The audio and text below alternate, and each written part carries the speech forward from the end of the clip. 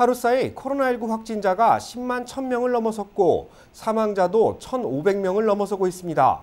사태가 점차 심각해지며 트럼프 대통령은 연방 상하원을 통과한 경기부양책에 즉시 서명했습니다. KBS 아메리카 뉴스 코로나 특보로 전해드립니다. 미국 내 코로나19 확진자가 전 세계 최초로 10만 명을 돌파했습니다. 그럼에도 아직 정점이 아니라는 분석입니다. 심각한 위기가 감지되는 신호도 곳곳에서 나오고 있다고 합니다. 윤범수 기자입니다.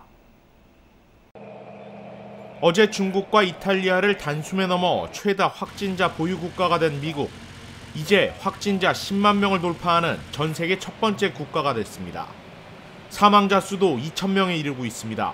특히 유럽과 인접한 동부 지역 피해가 극심합니다. 확진자가 폭발적으로 늘면서 산소호흡기가 부족한 실정입니다. 미국은 안전하다고 자신했던 트럼프 대통령도 발등에 불이 떨어졌습니다. GM과 포드 등 자동차 회사들이 산소호흡기를 빨리 생산하라며 엄포까지 놨습니다. 초기 대응 부실에 대한 여론도 좋지 않습니다. 미국인 10명 중 9명이 집에 머물고 있다고 답한 가운데 절반 이상인 58%가 트럼프 대통령의 초기 대처가 늦었다고 평가했습니다. 뉴욕 증시는 연일 예측이 불가능한 폭등과 폭락을 반복하고 있습니다.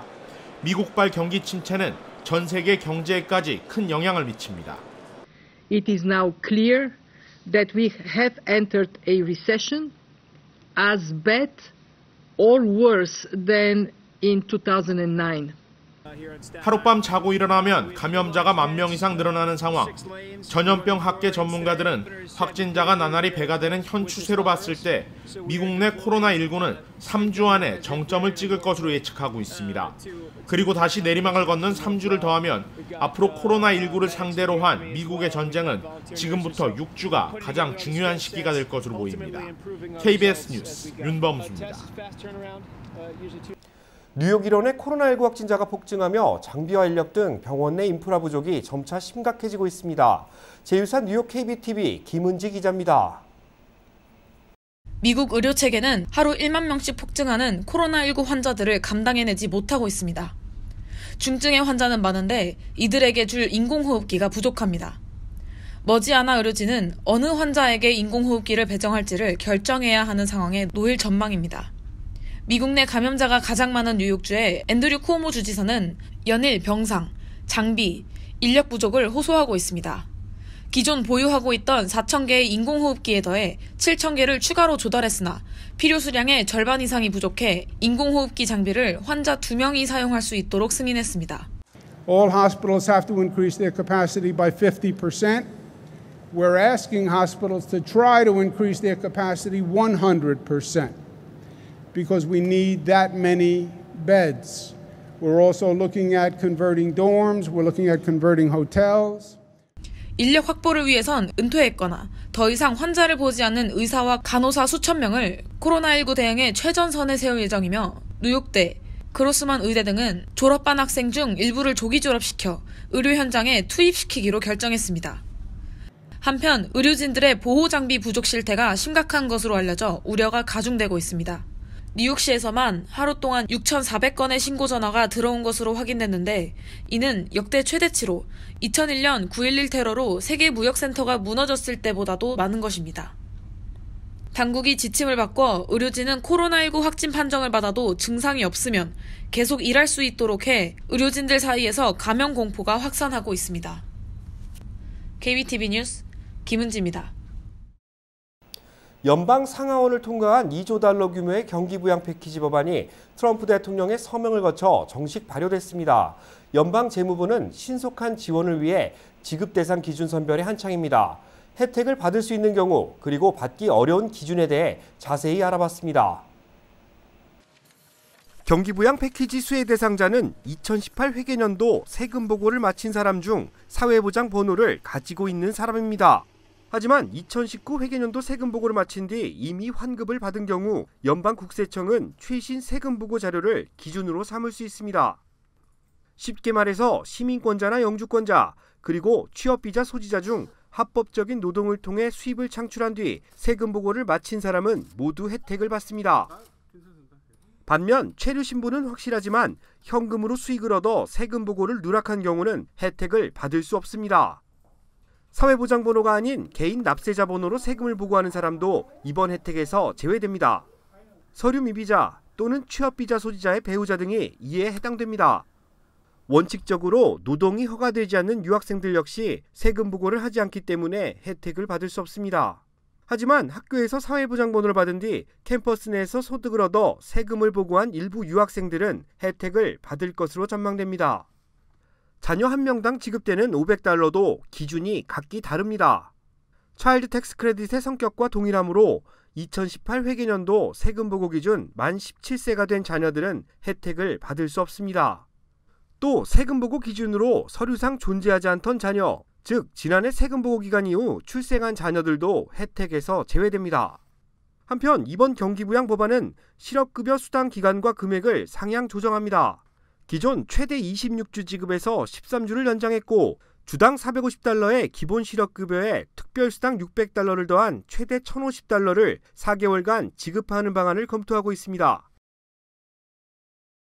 코로나19 사태에도 업무를 이어가던 캘리포니아주 차량국 DMV가 오늘부로 전면 폐쇄됐습니다.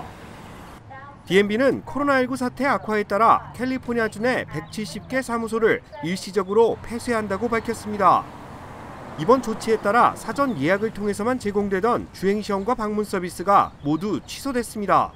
DMV는 오늘부터 이달 말인 31일까지 각 지역 사무소를 폐쇄하고 방역을 실시합니다.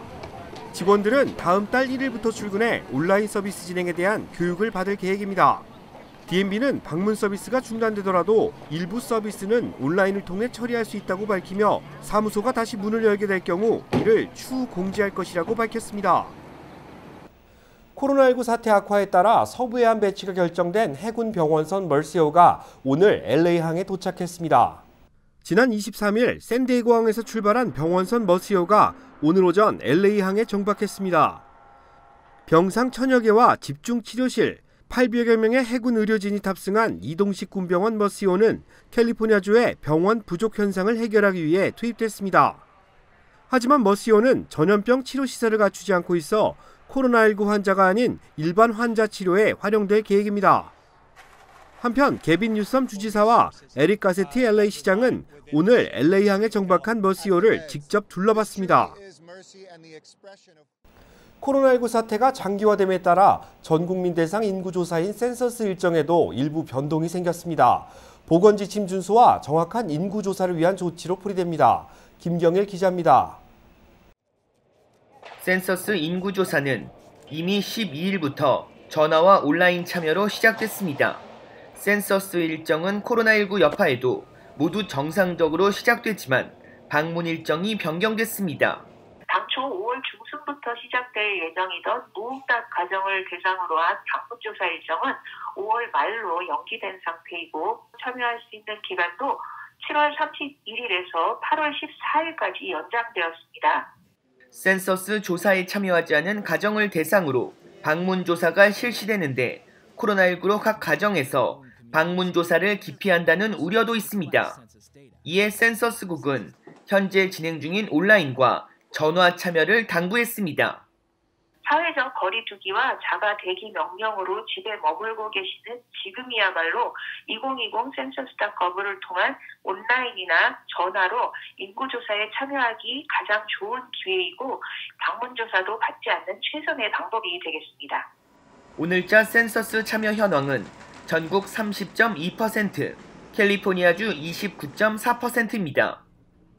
LA 카운티는 전국 평균보다 낮은 26.1%를 나타냈고 LA시는 이보다 더 낮은 22.4%를 보이고 있습니다.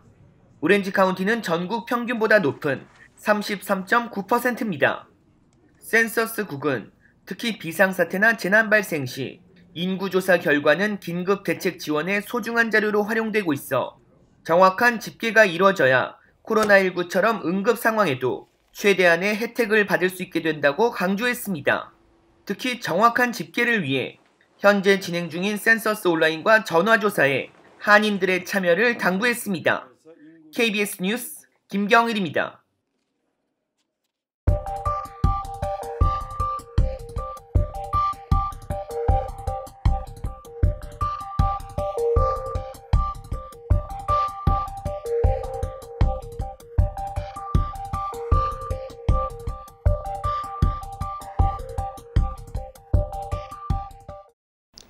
캘리포니아주를 포함한 전국에서 코로나19 확진자가 급증하고 있습니다. 행정명령에 따라 각 가정에서 안전한 주말 되시기 바랍니다. KBS 아메리카 뉴스 마칩니다. 고맙습니다.